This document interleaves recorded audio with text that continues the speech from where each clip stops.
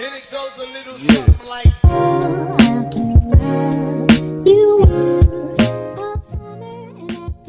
Hi guys, welcome back to my channel. So in today's video, I'm doing something a little different than I usually do. So everybody knows that, you know, when girls have an idea or when they're just bored, they do crazy stuff. So today I've decided that I'm going to dye my hair.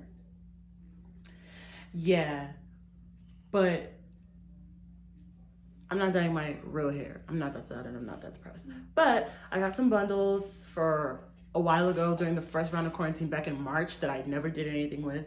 And so I've decided that I'm going to finally dye it and then turn it into a wig. So these are the bundles that I've got. I got some deep wavy bundles. I got these from Amazon actually. They're not that expensive. They're pretty inexpensive, but I got a closure and I got 3 bundles in the length 26, 24, and 26, 24, and 20, and oh no, what is this length? 22, yeah.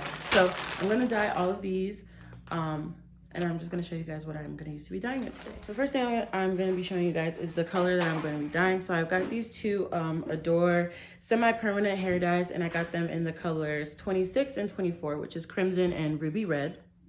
So I just got 2 of each because I'm just gonna mix them. I'm not even sure what color this is actually. Like, this is really gonna be like a pass or fail type of thing. There is no passion, there is no vision, there is no aggression, there is no fucking mindset in this football club. Nothing is there. What? Like, I just got these 2 colors. Hopefully they look good.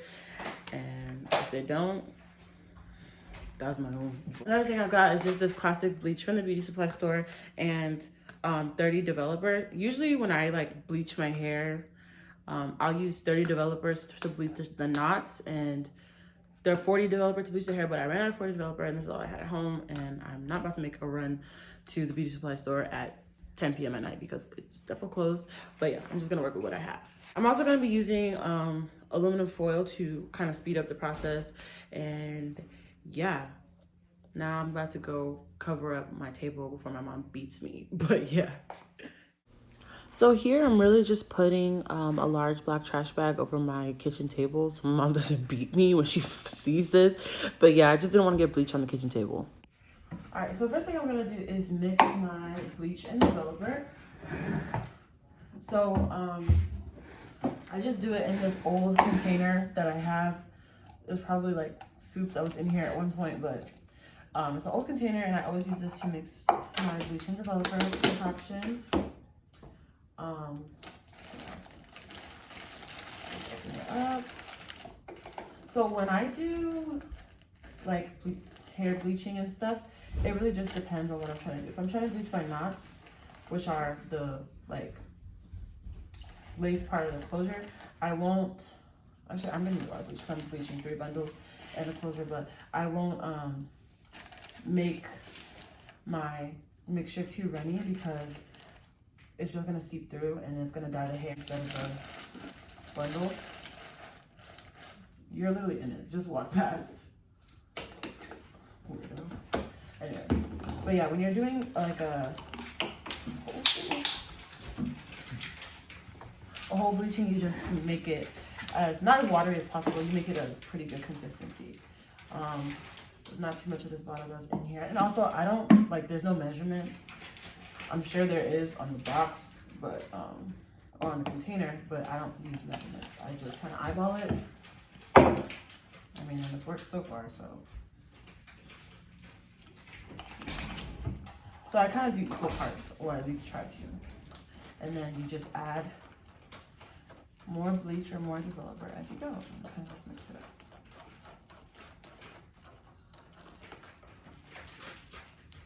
So once the bleach and developer is active, it's very important to wear gloves so you don't irritate your skin. Can't tell you how many times I've not wore gloves and paid the price. I mean, obviously your skin is gonna be fine, but better safe than sorry.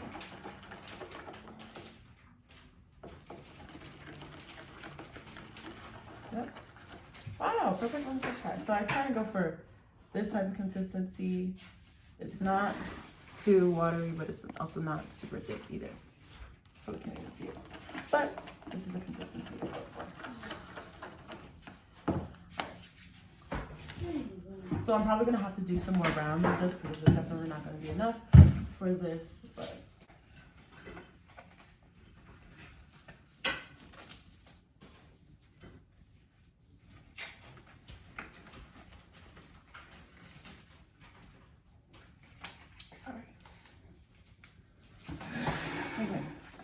now that we've got that out of the way. So now I'm just gonna rip a little sheet of foil paper, about yay big. And usually I start with this, with the largest or the longest bit, which is 26 inch if I can find it. There it is. Does it even say it on here? Anyway, this is 100% virgin hair. Purely virgin. But yeah. This is now like 26 inches, bro. But maybe when it's stretched out, it'll be okay. And so I unravel it. And usually kind of like already bundled up. Unravel it. And then unravel it some more.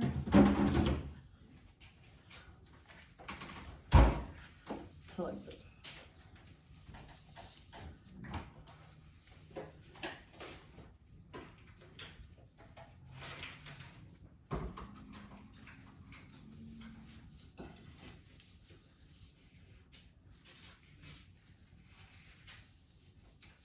All right, so one thing you want to make sure is that there are no like knots and tangles in your bundles when you're doing this. It just makes the process a lot harder than it needs to be. This hair is actually really, really nice, and I'm actually really scared if it does not turn out the way I want it to because I just wasted it, but shall we move? Anyways, so I just lay out a couple pieces like so, and people usually use brushes. I ain't got that, so I'm just gonna run it up. But yeah, I'm just gonna do everything and show you guys what I've done. So I forgot to actually tell you guys what it is that I do, but anyways, here I am just putting the bleach on the hair. As you can see, I started out with the knife and then kind of got fed up and just started scooping it with my hands and plopping it on there. But yeah, I don't really do it any like certain kind of way. I kind of just put the bleach on there and make sure it's evenly coated. After it's done being evenly coated, you'll see me go back and make sure everything is even, and then I'll close up the fold paper to help it develop a little faster, and then I just repeat.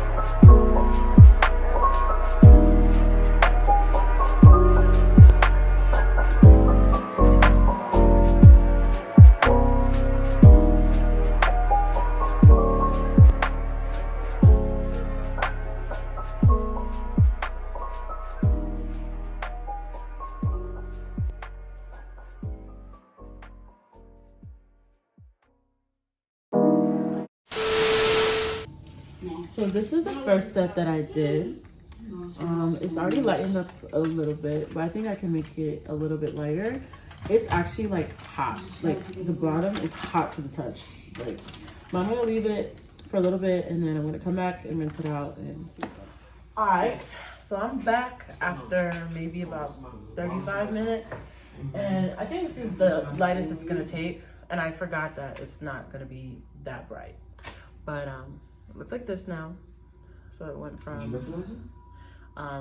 black to like a light brown.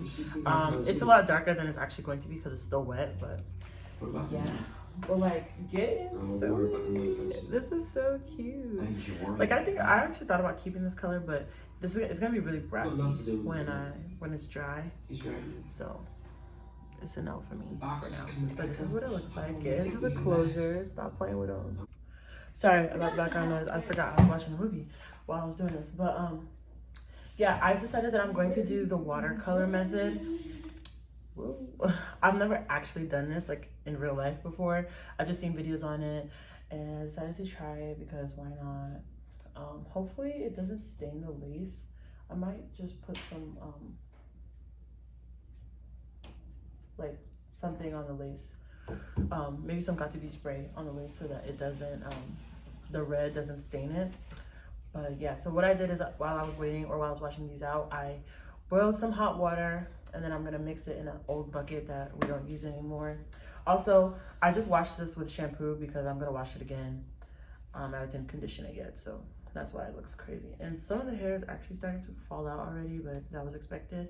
And also, it didn't ruin the curl pattern. Like I really thought that like it was gonna change the curl pattern drastically, but it really didn't. So I'm happy about that.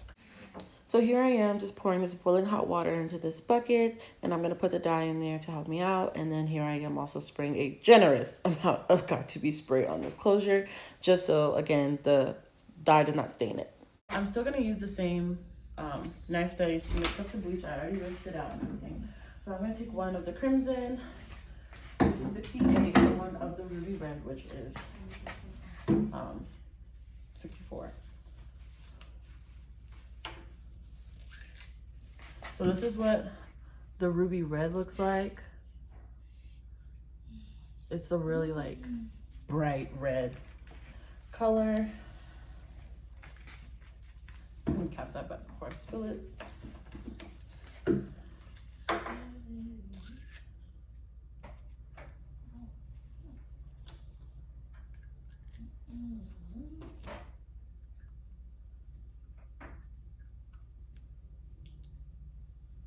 And this is the crimson color. It's a lot like more blood red than bright red. Let me see. Is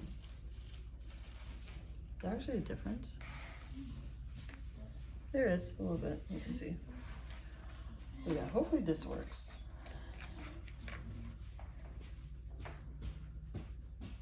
So I'm just gonna pour a little bit of both.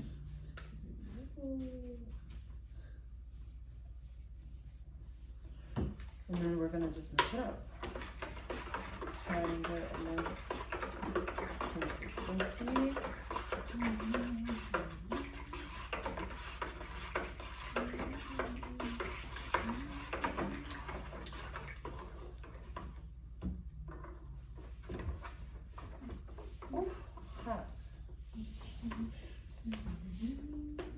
I lost my knife. Ooh. Found it. Now I'm gonna test it. This is looking pink. Oh no. Oh no, no, no. No. That is looking very, very pink. Because I'm filming. Hold on, give me a second.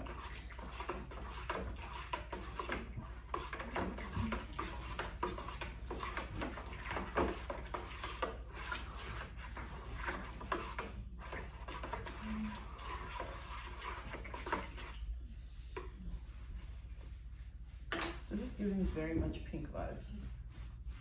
Oh no, it's red now. I think I'm just gonna use the whole thing of both.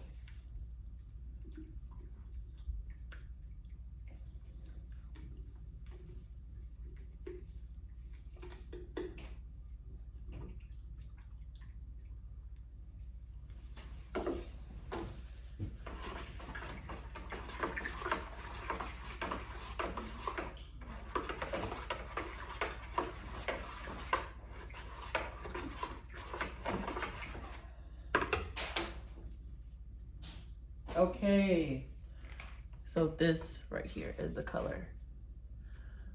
She's giving red. Okay, and now I'm gonna just take the first one that I did, I believe it's this one, and I'm just gonna dip it in.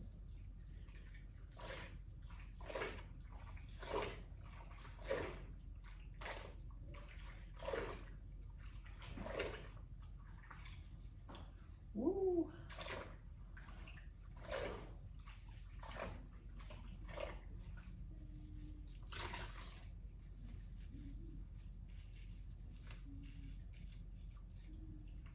So at first I was just dipping it, but then I decided to let them sit in there for like 30 seconds before I removed it.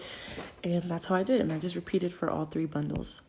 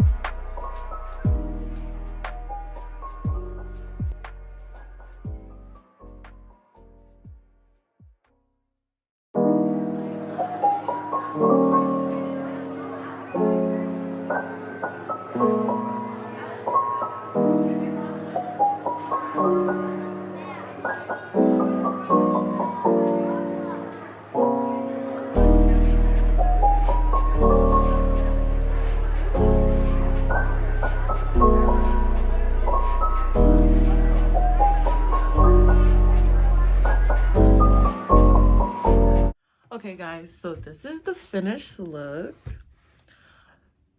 So I did my makeup a little differently than usual today because I saw this TikTok and I got really inspired, so I decided to just try it.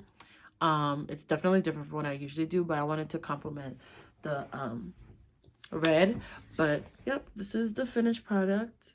It's like really, it's a lot more vibrant than I thought it would be. And I think if I would have done the regular, just putting the dye on it instead of the watercolor method, it probably would have come out a bit darker. But I like this color anyways. It's very nice. It's not too like bright, but it's not too dark at the same time either. So I really like it. But yeah, thank you for watching my video. I hope you guys enjoyed it. Make sure to like, comment, and subscribe. And I'll see you guys in the next one. Bye.